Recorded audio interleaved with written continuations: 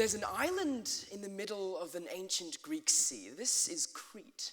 In this island, we have a high tower where the engineer Daedalus and his son Icarus live.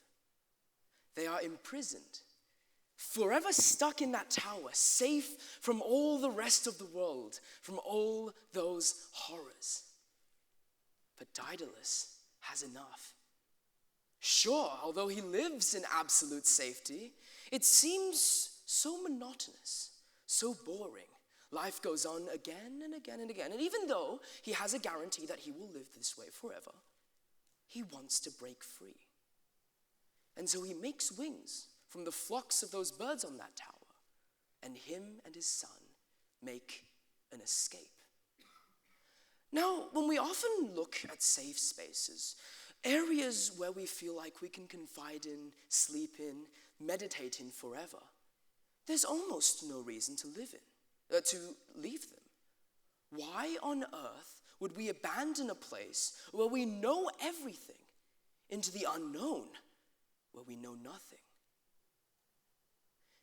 Historically, there have been many instances where people have decided to remain secluded within these walls, whether it be from monks in middle-aged Italy or from the Zoomer age after COVID-19, where we've grown used to the monotonous, repetitive meetings on the online, and we've secluded ourselves within a bubble where we can feel safe, where we can scroll on short form, watch the same creators we've confided in every single day, and never get a break.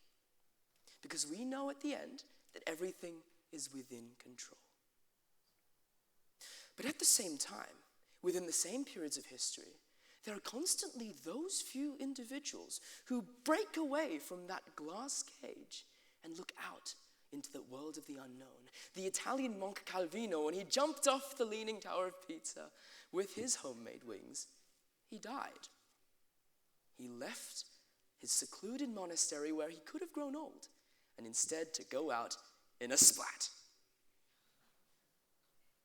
On the other hand, we have people speaking out for various issues, knowing that they will be persecuted. Take Julian Assange, for example, young researcher, bright mind in the world of cybernetics. But instead of using that to sell data, to work for a larger corporation, what does he do? He leaves the sanctuary of his own tech bubble, moves out, delves into the deep net, where he finds all of these things which regularly known people would have seen. And what does he do? He takes it out. He rips this deep net leak all the way out into the public eye. Doing so, he has left his safety. But why? Why would we, again, leave our bubble?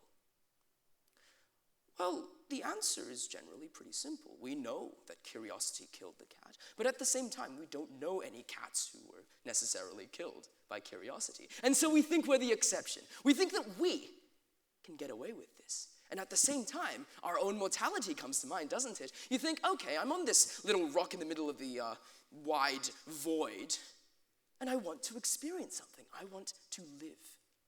All of these people, Assange to Calvino, they wanted to live, to create meaning, to find love, and ultimately to center themselves, to be their own safe place in the storm of the world. So let's go back to that story of Icarus and Daedalus. What happened after they left? The inventor strapped the wings on himself and his son, and they leapt from that tower over the seas.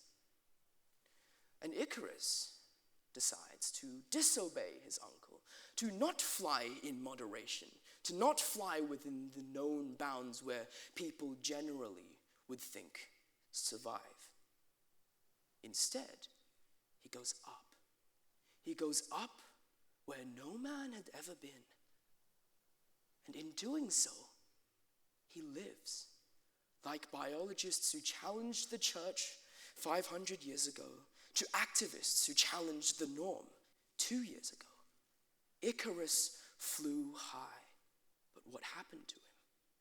his wings burnt, ashes fell. But I wonder if and as he plummeted from the sky, whether he was smiling because he had truly lived and shook beyond his sanctuary. Thank you.